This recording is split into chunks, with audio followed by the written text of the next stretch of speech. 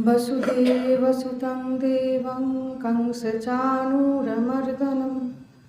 देवकी परमानन्दं कृष्णं वन्दे जगद्गुरुम् अखण्डमण्डलाकारं व्याप्तं येन चराचरं तत्पदं दर्शितं येन तस्मै श्रीगुरवे नमः।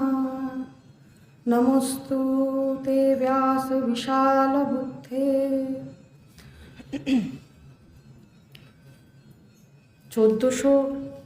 1400 বঙ্গাব্দে মহারাজ আমাদের সবার বইতেই যেরকম একটা লিখে দিয়েছেন আশীর্বাণী প্রত্যেক বছর গীতা জয়ন্তীতে, সেইটা মনে হয় আমার মঙ্গলাচরণ। কাজেই আজকেও সেটা বলে শুরু করব। খুব সামান্য কিছু, শরীর ভালো নয়। গীতা খণ্ড ইক্ষুদণ্ড গিলিলে আস্বাদ নাই, গুরু পাশে বসে বসে সরসে চিবানো চাই। গীতা পড়ো, গীতা শোনো, গীতা করো সার, গীতার প্রসাদে পাইবে শান্তি অপার। গীতা কেন পড়বে, কিভাবে পড়বে, গীতা পড়লে কি হয়, এই 8 লাইনে সবটাই বলে দেওয়া হলো। এটাই গুরু মহারাজের আমাদের সকলের প্রতি আশীর্বাণী। প্রেম মন্দির আশ্রমে গীতা জয়ন্তী পরম্পরা আজকের নয়। আমাদের প্রেম মন্দির আশ্রম যিনি প্রতিষ্ঠা করেছেন, সবসময় গুরু পরম্পরাকে যদি একটু স্মরণ মনন করে আমরা সব কাজগুলো করি, সেটা বলার কাজ হতে পারে, অন্য কাজ হতে পারে, তাহলে সেই গুরু শক্তি আমাদের রক্ষা করে। হাজার গ্রন্থ পাঠ করে জানা হয়, গুরু কৃপায় সব হয়। যে সবসময় আমরা চেষ্টা করব একটু গুরু পরম্পরাকে বা আমাদের গুরুদেবের আমাদের যে গুরু পরম্পরার যে গ্রন্থগুলি আছে সেগুলিকে একটু রেফার করতে। আগামী দিনে আমাদের প্রেম মন্দির আশ্রম যিনি প্রতিষ্ঠা করেছেন ঋষি অনন্ত শ্রী তারানন্দ ব্রহ্মচারী মহারাজ, তার একটা প্রবন্ধ সংকলন আছে শ্রী শ্রী তারানন্দ রচনা সম্ভার, এবং তার যে অমৃত বাণীর যে বই, সেখানেও আমরা গীতা নিয়ে অনেক লেখা পাই। উনি কম কথা বলতেন আমরা শুনেছি। যেটা হয়েছে তার ফলে তিনি যে জীবন আচরণ করে গেছেন, আজকেও প্রেম মন্দির আশ্রমের প্রত্যেকটা যে উৎসব হয়, যে কার্যধারা অনুসরণ করেন আমাদের মহারাজরা যারা বর্তমানে আছেন, সবই কিন্তু তার আখর ধরে বড় মহারাজজি যেমন যেমন করে গেছেন আমরা সবাই চেষ্টা করি সেটা স্মরণ করতে, অনুসরণ করতে।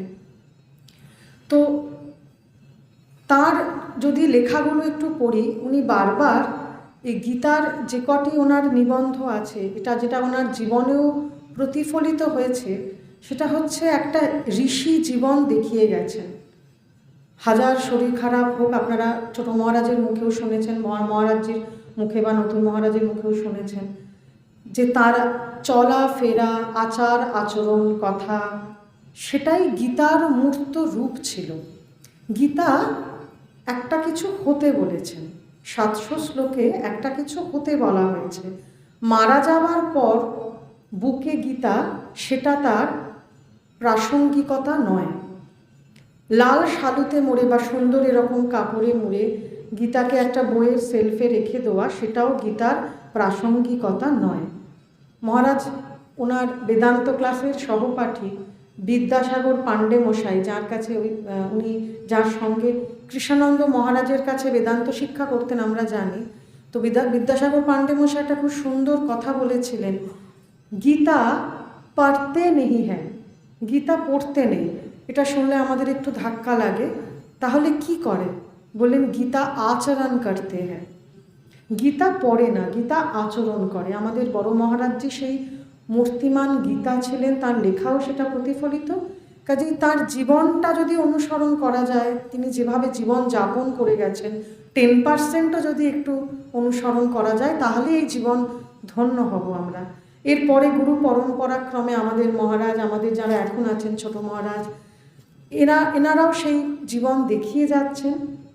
মহারাজও বারবার বলেছেন যে গীতা সুগীতা কর্তব্যা, যেটা গীতার প্রশস্তিতে আছে, গীতাকে সুগীত করতে হবে আমাদের জীবনে। এই যেটা নতুন মহারাজ শুরুতে বললেন যে 5125 যদি ধরি, আমরা সাধারণত এই ব্যাপারে কলকাতার যে ট্র্যাঙ্গুলার পার্ক, আমরা সাধারণত সেই ফরম্যাটটাকে মানি। তো 5125তম গীতা জয়ন্তী এবছর, যদি তাদেরটা ধরা যায়, একটি গ্রন্থ 5125 বছর ধরে আজকালকার ভাষায় বার্থডে সেলিব্রেশন হচ্ছে, যেটা উনিও বললেন যে বিশ্বের ইতিহাসে ভারতবর্ষের তো বটেই, অনন্য হয় না, অদ্বিতীয় বলা যায়। রামনবমী হয়, কৃষ্ণের জন্মাষ্টমী, দুর্গাপূজা, বড় বড় মহামানবদের আবির্ভাব তিরোভাব তিথি পালন হয়। একটা গ্রন্থকে নিয়ে 5125 বছর ধরে জন্মজয়ন্তী যাপন হচ্ছে, পালন হচ্ছে, এবং ভারতবর্ষের বাইরেও সেটা উদযাপন হচ্ছে। তার মানে এই গ্রন্থ সর্বশ্রেষ্ঠ গ্রন্থ। কেন? একটি শব্দে যদি উত্তর দেওয়া যায়, গীতা হচ্ছে সর্বজনীন গ্রন্থ। যেমন সুচিত্রা মিত্রের একটি স্মৃতিচারণায় জানা যায়, তিনি লন্ডনে বা রাশিয়ায়, মনে নেই, বিদেশে মোট কথা, তিনি এটা বাবার মুখে শোনা, যে রবীন্দ্রনাথের বর্ষার গান গাইছিলেন। তো যারা দর্শক শ্রোতা ছিলেন তাকে পরে বলেছিলেন, এই গানটা কি রেনি সিজন বা কোনোভাবে রিলেটেড টু রেন, বর্ষার গান? সুচিত্রা মিত্র অবাক হয়ে গেছিলেন, আপনারা তো রবীন্দ্রনাথের ভাষা জানেন না, বুঝলেন কি করে? বললেন, না, মনে হচ্ছে যেন বৃষ্টি পড়ছে। এটা হচ্ছে যে জন্য রবীন্দ্রনাথকে বিশ্বকবি এই কারণে বলা হয়, এই কারণে নয় যে তার কবিতা, তার সাহিত্য সব ভাষায় অনুবাদ হয় বা হয়েছে। গীতা এমন একটি গ্রন্থ, একটি চোর যদি মনে করে আমি কাল থেকে চুরি করব না, আমি একটি ভালো জীবন যাপন করব, সে যে বইটা পড়বে সেটা হচ্ছে গীতা। একটি ম্যানেজমেন্ট কোম্পানির খুব বড় চাকুরে, যে কিনা দিনের 18 ঘন্টা প্রচণ্ড স্ট্রেসে থাকেন, সাইকোলজিস্ট দেখাবার কথা ভাবছেন, তিনি যদি মনে করেন আমি একটি গ্রন্থকে আশ্রয় করব, তার নাম গীতা। একটি ক্লাস 1-এর ছেলে রাত দিন বাবা মার কাছে বকুনি খাচ্ছে, এখন তো ভোর থেকে রাত অবধি পিঠে তার ওজনের থেকে বেশি ব্যাগ নিয়ে ছুটতে হয়, যদি সে একটু রিলিফ চায়, কিভাবে ছোট থেকে আমি একটু রিলিফ চাইব কার্টুন চ্যানেল না দেখে, তার জন্য সবথেকে উপযোগী গ্রন্থ গীতা। আর মঠ আশ্রমে আমরা যারা, আজকের ওয়েদারটা ভালো নয়, সেই সত্ত্বেও যারা আমরা আজকে এসেছি, নানা রকমের সিরিয়াল, আত্মীয় স্বজন, গীতা কাকিমা বারবার আত্মীয় স্বজনের কথাটা তুলছিলেন, সেই সব নানা রকম বাধা, প্রতিকূলতা, প্রলোভন এড়িয়ে আমাদের জন্য তো সর্বশ্রেষ্ঠ গ্রন্থ গীতা বটেই, কোনো সন্দেহ নেই। এই সর্বজনীনতার কারণ কি? গীতা আমরা যেভাবে দেখি, আর ভগবান যেভাবে বলেছেন, অষ্টম অধ্যায় বললেন, তস্মাৎ সর্বেষু কালেষু মা মনুস্মরা যুধ্যচা। আমার মহারাজ বলতেন, এটাই গীতার মূল কথা বলা যায়, মানে গীতা অবলম্বন করে আমি কিভাবে জীবন যাপন করব।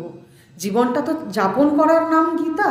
মারা যাওয়ার পর বুকে দিয়ে কানের কাছে অনেকে আমরা করি, নিশ্চয়ই সেটা শ্রাদ্ধে গীতা পাঠ একটা নিশ্চয়ই অবশ্য কৃত্য, কিন্তু গীতার মূল উপযোগিতা মারা যাওয়ার পরের জন্য নয়। আচার্য দেবী সরস্বতীর, যাকে বলা হয় বরপুত্র, আমাদের বাংলার গর্ব, মধুসূদন সরস্বতীজি, ওনার গীতার ভাষ্য শুরু করেছেন একটি সংস্কৃত শ্লোক দিয়ে, যার মানে হচ্ছে এই যে জন্ম মৃত্যু, এই যে দুঃখরূপ, এই যে সংসার, সেখান থেকে যে আত্যন্তিক নিবৃত্তি হবে, শুধু নিবৃত্তি নয়, মানে আমার খিদে পেল, আমি একটা দুঃখ হলো, আমি খাবার খেলাম, আমার পেট ভরে গেল, দুঃখ চলে গেল, 4 ঘন্টা পর আবার সে দুঃখটা ফিরে আসবে। তার মানে খিদে নিবৃত্তি হলো, আত্যন্তিক নিবৃত্তি হলো না। ভারতবর্ষের সনাতন ধর্ম সবসময় পার্মানেন্ট সলিউশন, তার দিকে আমাদের নিয়ে যাওয়ার চেষ্টা করেছেন। ওই মানে একটা সাময়িক স্বস্তি, তার প্রতি আমাদের উপনিষদ, গীতা, ব্রহ্মসূত্র, শ্রুতি স্মৃতি ন্যায়, প্রস্থানত্রয় এবং যত গ্রন্থ আছে, অষ্টাদশ পুরাণ ইত্যাদি, কখনো কোনো সাময়িক সুখের দিকে আমাদের নিয়ে যাওয়ার চেষ্টাই করেননি। সবসময় বলা হয়েছে, আমরা মহারাজের মুখে অজস্রবার শুনেছি বেদান্ত ক্লাসে, যে আমাদের জীবনের উদ্দেশ্য, শাস্ত্র পাঠের উদ্দেশ্য দুঃখের আত্যন্তিক নিবৃত্তি এবং পরমানন্দ প্রাপ্তি, পার্মানেন্ট সলিউশন চাই। ওই একবার করে সুখ আসছে, দুঃখ আসছে, সুখ আসছে, দুঃখ আসছে। ভগবান বললেন দ্বন্দ্বাতীত বিমৎসর, দ্বন্দ্বাতীত হতে হবে। কি করে? ভগবান ধরিয়ে দিলেন সূত্র, মাম অনুস্মর যুদ্ধ চ, আমাকে স্মরণ করো, চ মানে এবং যুদ্ধ করো। একটা বললেন না যে শুধু যুদ্ধ করো, তাহলে গীতা কেন বলবেন? তাহলে তো যুদ্ধ বিজ্ঞান শেখাতে পারতেন অর্জুনকে। অর্জুনকে গীতা কিভাবে বলা হয়েছিল? যুদ্ধক্ষেত্রে। কিভাবে অর্জুনের রথটা ছিল? আপনারা মহানামব্রতজির যদি বই পড়েন বা আমাদের মহারাজজির গীতার ভূমিকা, নতুন মহারাজও সেটা উল্লেখ করেছেন ক্লাসে, যে ওই যে প্রথম অধ্যায়টা, আমরা অনেক সময় দেখবেন আমরা যতজন এখানে বলেছি কেউ প্রথম অধ্যায় থেকে শ্লোক বলিনি। আমরা সাধারণত প্রথম অধ্যায়টা বিদেশে মহানামব্রত ব্রহ্মচারীকে সাহেবরা বলতো যে প্রথম অধ্যায়টা আপনারা বাদ দিলেন না কেন? আচার্য শঙ্করও কিন্তু দ্বিতীয় অধ্যায়ের সম্ভবত 11 নম্বর শ্লোক থেকে ওনার ভাষ্য শুরু করেছেন। আমরা দেখবেন নিজেরাও যখন গীতা পড়ি, প্রথম অধ্যায়টা খুব একটা মানে একটু যেন হেলাফেলা করি, বিষাদযোগ।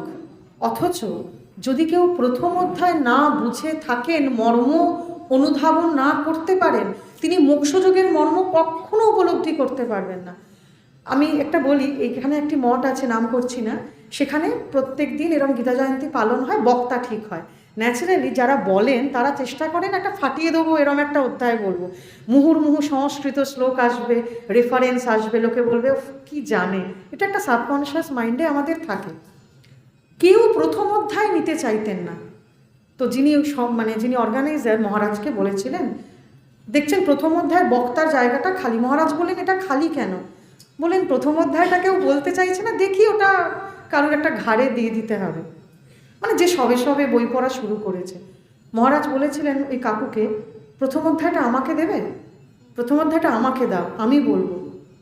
তো উনি খুব অবাক হয়েছিলেন, এখানে বেদান্ত নেই, ভাগবত নেই, কিছু নেই, কোনো স্কোপ নেই বলার। কেমন? তো এইটা হচ্ছে বোঝার বিষয়, গীতার প্রেক্ষিতটা কি। প্রেক্ষিত একদম তাই যেটা আমরা প্রত্যেক দিন সংসারে, কর্মক্ষেত্রে ফেস করি। আমরাও যুদ্ধ করতে নেমেছি। মহারাজ মুখে আপনারা শুনেছেন যে মহারাজ সাধন সমর থেকে বলতেন যে আমরা যুদ্ধ করতে নেমেছি। সন্ন্যাসীও যুদ্ধ করতে নেমেছে, হয়তোবা ষড়রিপুর বিরুদ্ধে, হয়তোবা মঠাশ্রম চালনার ক্ষেত্রে। আর আমরা যারা সংসার করেছি বা কর্মক্ষেত্রে কাজ করি, প্রত্যেক মুহূর্তে আমরাই অর্জুন। এবং অর্জুনের রথটা ছিল ঠিক মাঝখানে, ধর্মক্ষেত্রে কুরুক্ষেত্রে একদিকে পাণ্ডব সেনা, একদিকে কৌরব সেনা, ঠিক মাঝখানে ভগবানকে অর্জুন, তখন তো প্রচণ্ড দাপট, আমি গান্ডীব ধন্যা, আমার সামনে ইন্দ্র মহাদেব এবং আমার গুরু ছাড়া এবং ভীষ্ম পিতামহ ছাড়া কেউ দাঁড়াতে পারেন না, দেখি কার কার গলায়, কার ঘাড়ে কটা মাথা। মহানামব্রতজি বলছেন সেই দোর্দণ্ড প্রতাপ অর্জুনকে স্বয়ং বিভূতিযোগে ভগবান তাকে বলেছেন পাণ্ডবানাং ধনঞ্জয়, আমি পাণ্ডবদের মধ্যে মহত্তম বিভূতি রূপ অর্জুন। সেই অর্জুন কয়েকটা শ্লোকে ব্যাসদেব কাপড়ের পুতুলের তৈরি করে দিলেন।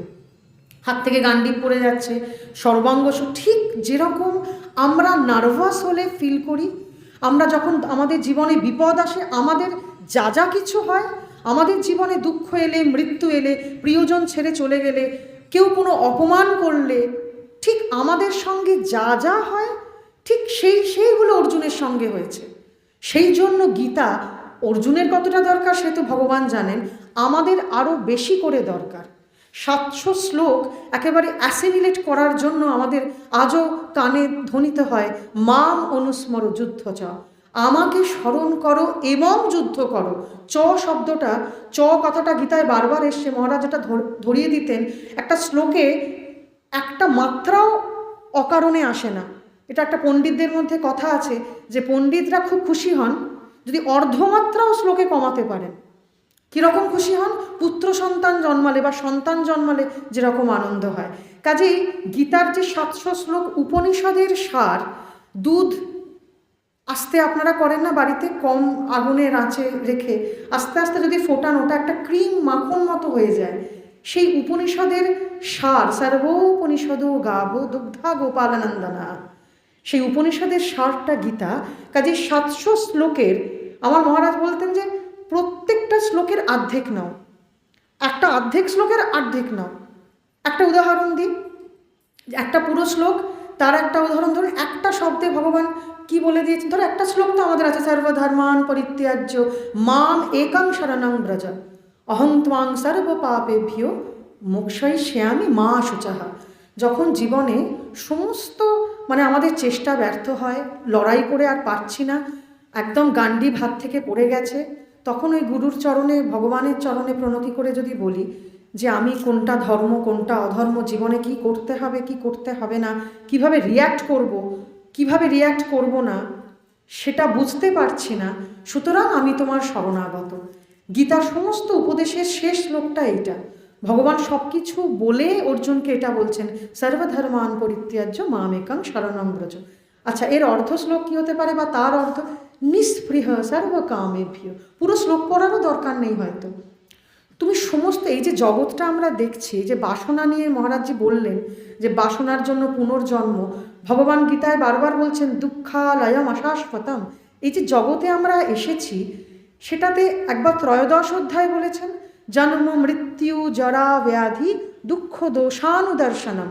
4টে দুঃখ বারবার দেখবে এবং এটা সাধনা। জন্ম মৃত্যু জরা ব্যাধি। আপনি কোটিপতি হতে পারেন, বিরাট শিক্ষিত হতে পারেন, কিচ্ছু এসে যায় না। জন্ম হয়েছে মানে মরবেন, আর মাঝে খেয়ে আছে দুটো ফ্যাঁকড়া, জরা আর ব্যাধি। কারুর রেহাই নেই। বিশ্বের সবথেকে কোটিপতি মানুষকেও প্রেশার সুগারের ওষুধ খেয়ে ঘুমোতে যেতে হয়, হয়তো বা ঘুমের ওষুধ খেয়েও। যে টাকা হেলেই সব সমাধান হয়ে যাবে এমনটা একেবারেই নয়, বরং উল্টো। বা আমি খুব পড়াশোনা জানি, আমি বিশ্ববিদ্যালয়ের ফিজিক্সের প্রফেসরকে দেখেছি, তার একমাত্র সন্তান, কন্যা সন্তান মারা গেছিল খুব ছোট বয়সে, তিনি একদম শিক্ষকতা ছেড়ে দিলেন।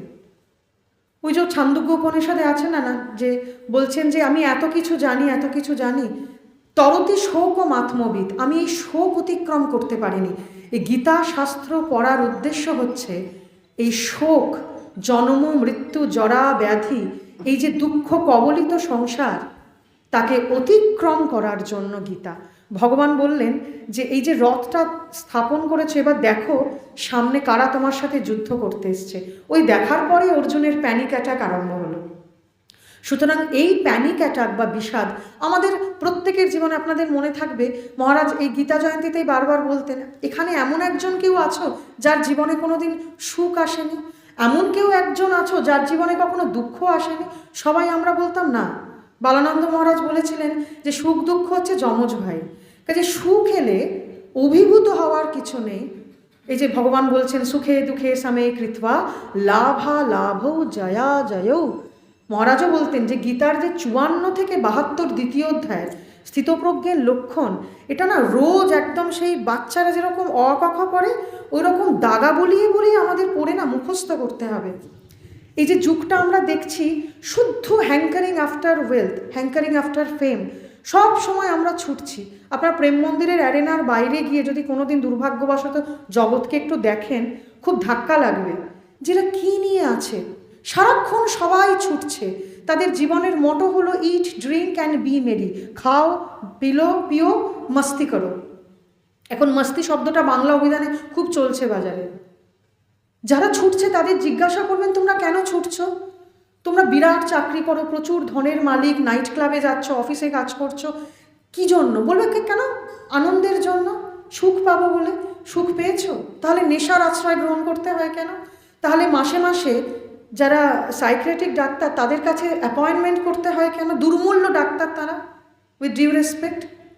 আমাদের সবথেকে বড় মনোবিজ্ঞানের গ্রন্থ আমাদের দেশে 5125তম বছর ধরে উদযাপন হচ্ছে, গীতার থেকে ভালো মনোবিজ্ঞানের বই তো হয় না, বা পাতঞ্জল যোগ দর্শন।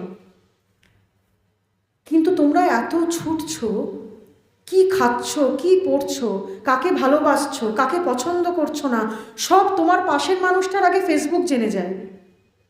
তুমি 1 মাস পরে হঠাৎ একটা নোটিফিকেশান দেখলে স্মার্টফোনে যে আপনি কি পিৎজা খাবেন, তখন আপনার মনে হবে হঠাৎ আমাকে এই নোটিফিকেশান কেন এলো? না, 1 মাস আগে ঠিক এই দিনে আপনি ওই 8টার সময় পিৎজা অর্ডার করেছিলেন। এটার নাম আর্টিফিশিয়াল ইন্টেলিজেন্স।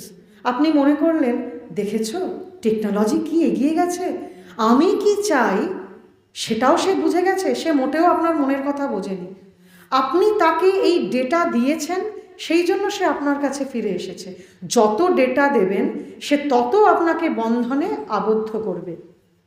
গীতা এক একটি আর্ধিক মন্ত্র, যেমন নিষ্প্রিয় সর্ব কামেভ্য, যত রকম কামনা বাসনা আছে, ছোট্ট ছোট্ট একটা গুড়ের রসগোল্লা খাওয়ার বাসনা থেকে শুরু করে খুব বড় কিছু হব, দেখিয়ে দেবো লোককে থেকে অবধি, একেবারে আব্রহ্মস্তম্ভ পরিজান্তাম, একদম মানে তৃণ থেকে ব্রহ্মলোক পর্যন্ত এই বাসনার রিজিয়ন, রাজত্ব।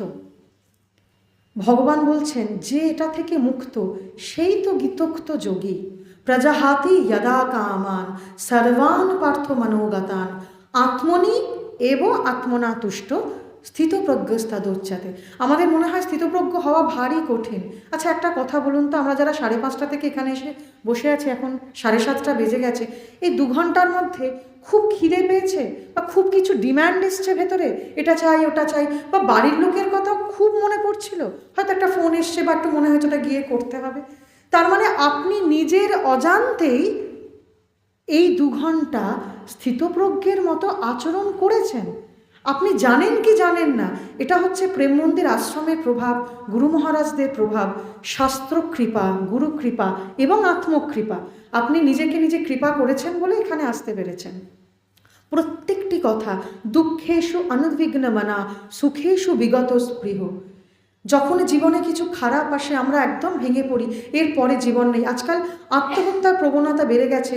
আমি অবাক হয়ে গেলাম শুনে যে সবথেকে বলে টেকনোলজিক্যালি উন্নত জাপান, সেখানে সুইসাইড রেট সব থেকে বেশি। কেন? টেকনোলজি পারলো না আপনার মনকে শান্ত করতে?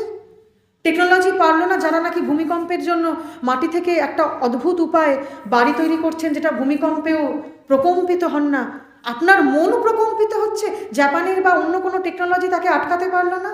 কেন পারলো না? কে দেবে উত্তর? উত্তর দেবে ভারতবর্ষের সনাতন ধর্ম, গীতা। গীতাকে আশ্রয় করতে হবে। যেভাবে ভগবান বলেছেন তাকে স্মরণ করে, এই যে নিষ্কাম কর্ম, আপনারা জানেন বড় বড় ম্যানেজমেন্ট কোম্পানিতে, বড় বড় যেগুলি কর্পোরেট সংস্থা, এই নিষ্কাম কর্মের শিক্ষা দেওয়া হয়। কাজ, আমরা যেমন বলি যে আর্ট ফর আর্ট সেক, কাজ করো কাজের জন্য, কিন্তু তার রেজাল্ট কি হবে সেটার জন্য ভাবিত হয়েও না। আমার কাজ সুন্দর করে আজকে আমি রান্না করব, আমার কাজ সুন্দর করে পড়াশোনা করব, আমার কাজ আজকে বাজার করব, আমার কাজ অফিসে গিয়ে আজকে এইটা আপডেট করব, আমার কাজ আমার কর্তব্য তাই আমি করব। এর ফলে আমাকে বস মুখঝামটা দেবে না, বাড়ির লোক আমাকে প্রশংসা করবে, এইটা আমার কাজের হেতু হতে পারে না। যদি হয় তাহলে আমি গীতার আদর্শ থেকে ভ্রষ্ট হলাম। সুতরাং যখন বাড়ির লোক আমাকে খারাপ বলবে যে রান্নাটা আজকে একেবারে ভালো হয়নি, বা অফিসে বস আমাকে সবার সামনে 2-4 কথা শুনিয়ে দেবে, আমার আবার অর্জুনের মতো প্যানিক অ্যাটাক হবে। কারণ আমি গীতার শিক্ষা নিয়ে কাজ করিনি, কাজ করব কাজ করার জন্য, এর রেজাল্টের প্রতি আমার আকর্ষণ থাকবে না। ভগবান আরও একটু এগিয়ে বলেছেন 3য় সূত্র, সর্বকর্ম ফল সমর্পণ, সমস্ত কাজের ফলটা সমর্পণ করে দাও। তাহলে এর থেকে যে 2টো ফল আসে না, সুখ দুঃখ, এই সুখ দুঃখ তোমাকে বাঁধতে পারবে না। ভূমই বা সুখম, উপনিষদ বলেছেন ভূমাতেই সুখ। যতই করো, যতই জগতের জন্য সংসারের জন্য কাজ করো বলি আমরা, আসলে আমরা সব কিছু নিজের জন্য করি। কাজে আমি কিভাবে ভালো থাকবো সেই রাস্তাটা আমাকে, যেরকম গীতা কাকিমা বললেন, আমাকে খুঁজে নিতে হবে, এবং সেই খুঁজে নেওয়ার উপায় হচ্ছে গীতা। নমস্কার।